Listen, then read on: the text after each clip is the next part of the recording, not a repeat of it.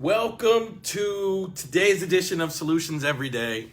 I'm your boy, Elliot Connie, and I want to talk to you about something that I think is literally our ethical duty. Like, literally our, what is the word? Fiduciary duty when we're working with clients. So today I got interviewed by a company that I've admired for a really long time. Like, if I'm being honest with you, it was kind of like a professional bucket list desire that I would be featured by this company, and today it actually happened.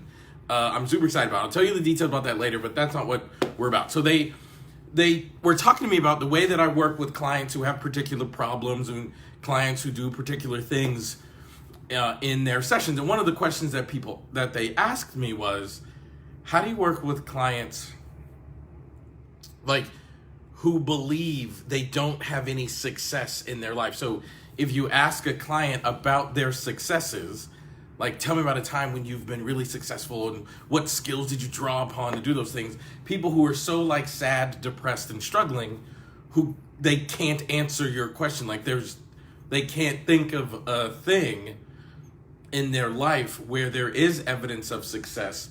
They can't think of anything in their life where they are able to draw upon those resources. So what do you do? And the answer to this question is so important that I want you to truly have this. Like, I want you to really, really get this. Listen, seriously, I've released over 1,000 videos on my social media platforms, YouTube, Instagram, Facebook, like over 1,000. I have done a lot of work to get this message out there. And literally, if you don't remember anything I say, I want you to remember this. If your work does not impact the way the client views themselves, then they can't change. I don't care whether you're doing solution-focused brief therapy. I don't care whether you're parenting, working with an employee. If you don't have an impact on the way the person that you care about views themselves, you cannot impact their lives positively. So, for example, if someone comes into my office and they say, I've had such a difficult life that I haven't had any examples of success in my past. If you allow them to continue to think that about themselves, they're not going to change and or achieve an outcome that is meaningful to them. So I have to dig, and I have to work, and I have to be persistent. I have to say things like, literally, it's a success to get from the second to the third grade. How did you do that? Literally, you know what I mean? Like, you have to really, really work. Some people have had such a difficult experience in life that it's hard for them to see their successes, but it does not mean that they're not there.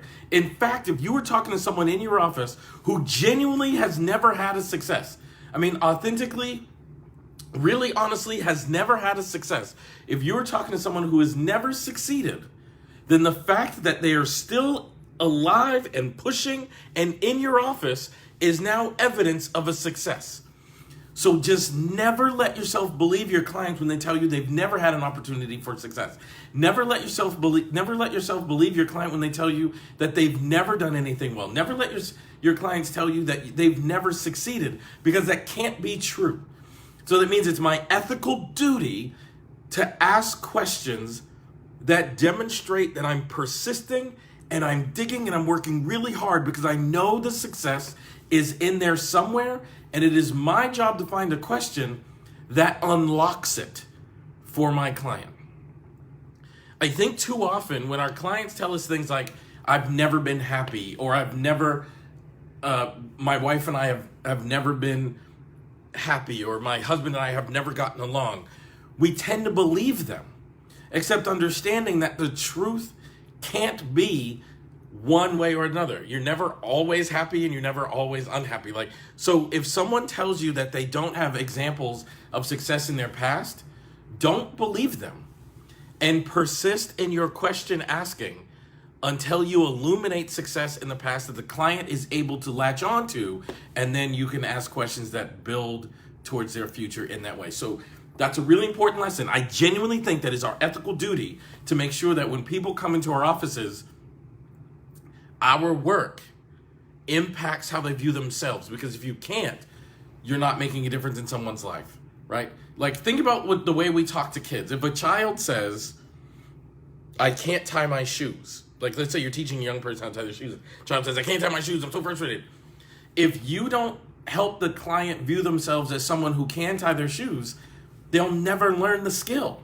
So you have to be able to talk to your clients as if they can change, as if they can have it, as if I can ask the right question, it will unlock your ability to connect to your past successes. And once we do that, then it makes future successes more realistic. So take that with you. Like, remember, you have to make a difference in the way people view themselves if you have any intention whatsoever of impacting their lives positively. So look, love y'all, man. This is an important lesson. Carry it with you into your sessions. Say hi in the comment section below. Like this video, share this video, like my Facebook page. Head on over to my YouTube channel if you're not already there, and subscribe to my channel. Hit the bell to get notified when I post dope videos. Love y'all, and I'll see you in the next video.